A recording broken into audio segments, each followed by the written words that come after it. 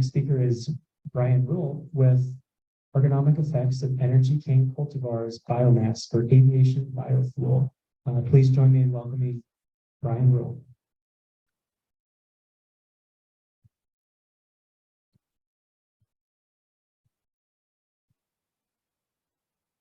Well, everyone, I'm just gonna, all right. Maybe?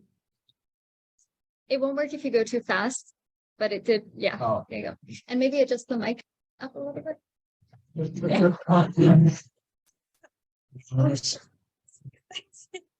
Y'all hear me now? All right, I'll lean in a little bit closer to you.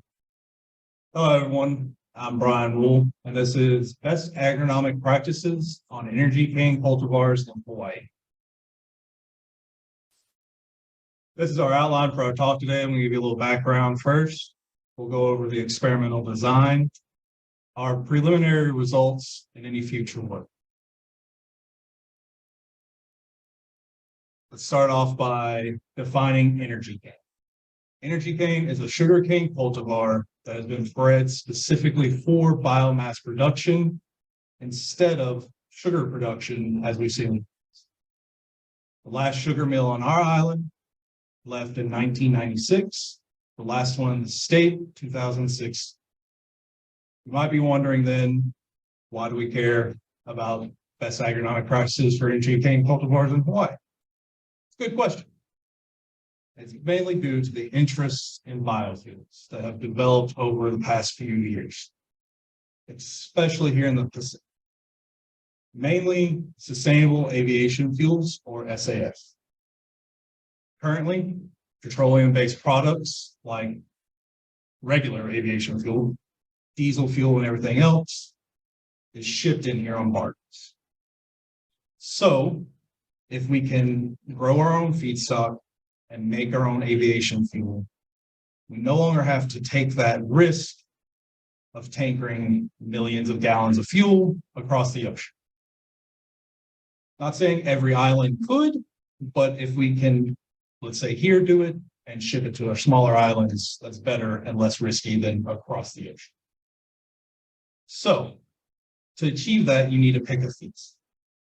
There are multiple feedstocks for biofuel production. You have your starches, like corn for ethanol. You have your vegetable oil, like your biodiesel from peanut.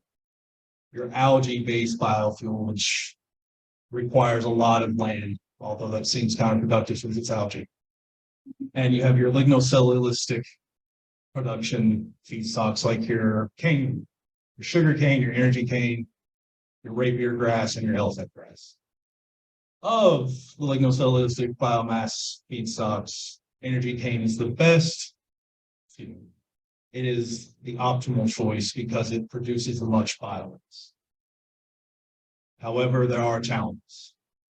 There are the economic viability of land, obviously, the facilities to produce and synthesize biofuel, and the infrastructure.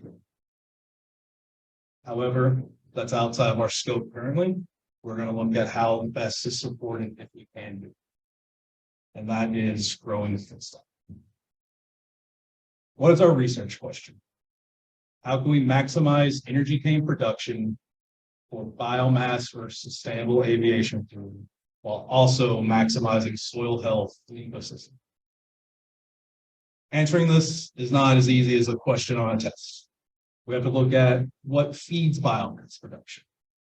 Research suggests that it's cultivar genetics, fertilization, and harvest time and harvest frequency.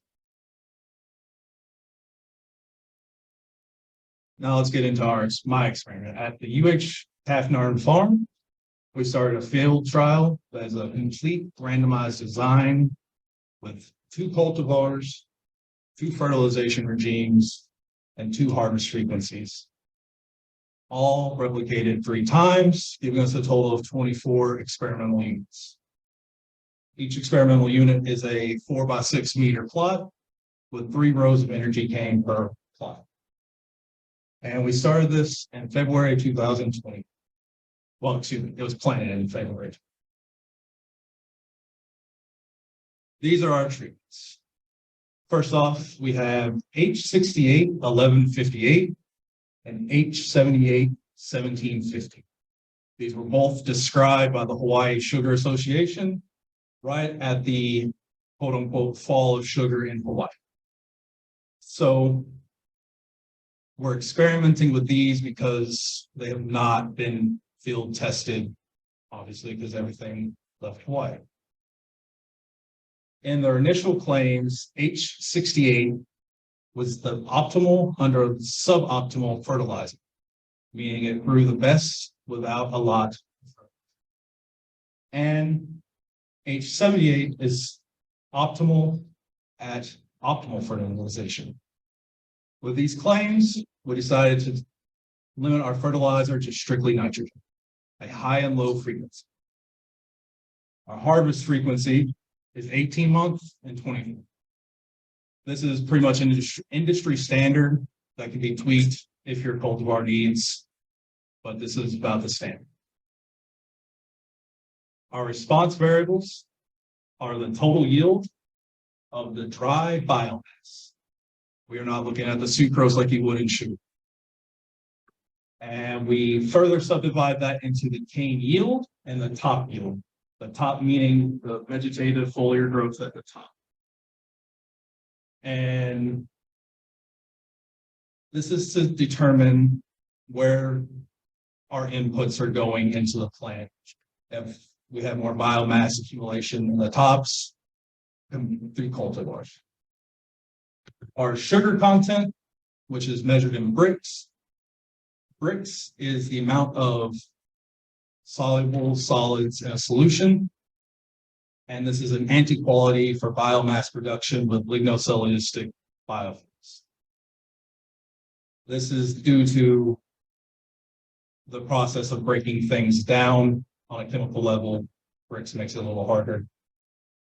We're looking at the tissue nutrient concentration and the cane density. These are our preliminary results. I say this because so far we've only harvested our 18-month plots. We still have to get our 24-month plots, get the data, and go from there. However, we can see that some variability is showing. There are no trends or substantial significant differences yet, but there are trends appearing.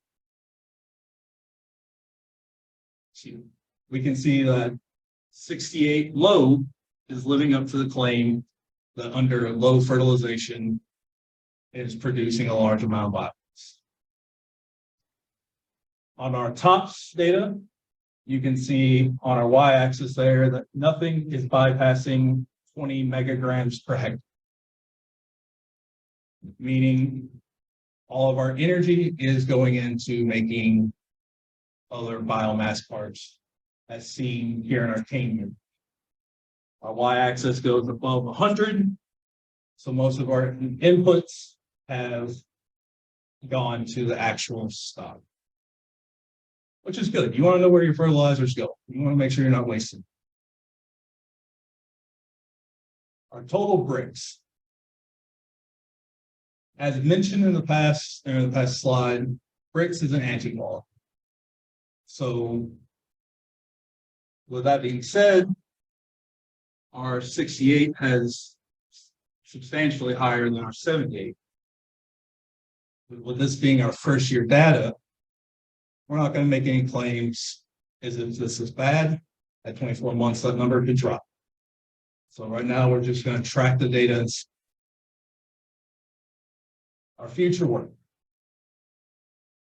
We are going to evaluate harvest frequency on our 18-month versus our 24-month and finish out our data collection and then determine any trends or significant differences. And in the future, we should take advantage of the unique ecosystem that is Hawaii, with its multiple rainfalls, multiple temperatures, and see if this experiment is viable in those areas as well. With that being said, we should also identify other cane cultivars that have not yet been tested. I'd like to thank the USDA for funding this experiment, my advisor, Dr. Kruger, and my thesis committee, Dr. Bruce Matthews and Dr. Patrick Hart, the College of Ag for their use of the farm, and the TCBES program for all their support. Any questions?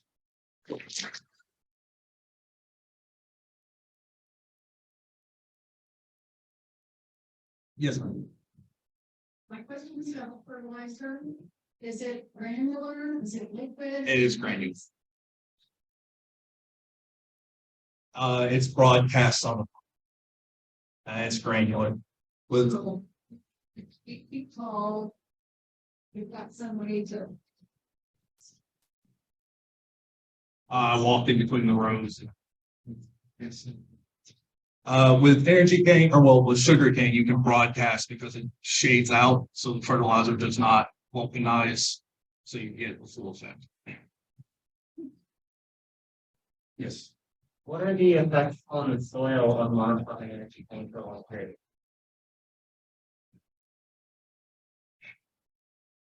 Energy cane is one of those things, energy cane and sugar cane, that can be left in the soil up for 4 years because it retains. Meaning you can cut it off of the base and it regrows. While yes, that's 4 years of it's absorbing nutrients from the soil, that's also 4 years without tilling, breaking up, releasing carbon into the atmosphere, and allowing for more carbon breakdown of nutrients on top. I'm not going to say it's perfect for the soil, because obviously it's not, but it's better than growing corn every year and having them re-sow.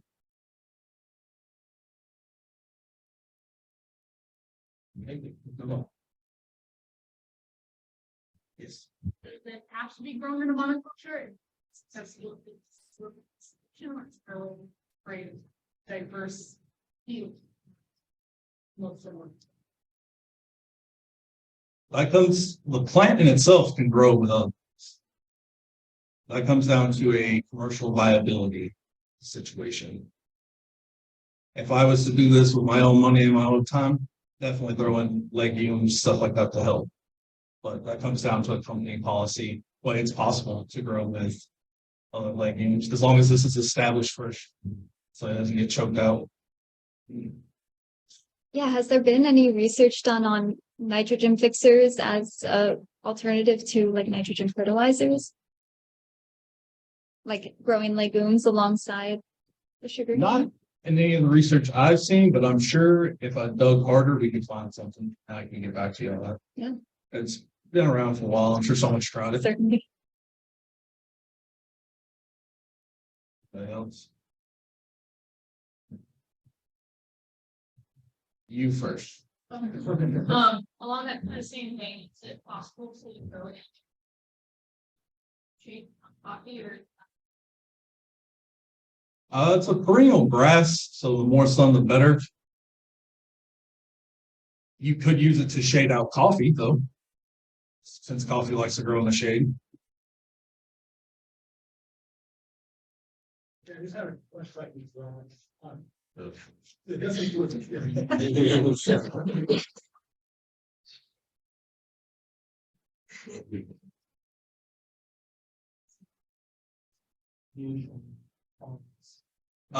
These are means. Yes, yes. Not standard. No. It's not. I couldn't hear you. So because it's standard, that means the effect is less. Yeah. Yeah. Yeah, yes. This is our first year data. We'll compare this to our ratoon as well and see if the first year holds up against the ratoon and see if that's viable. your variances yourself? Who work on? All right, well, mahalo, Brian. That's all we have time for.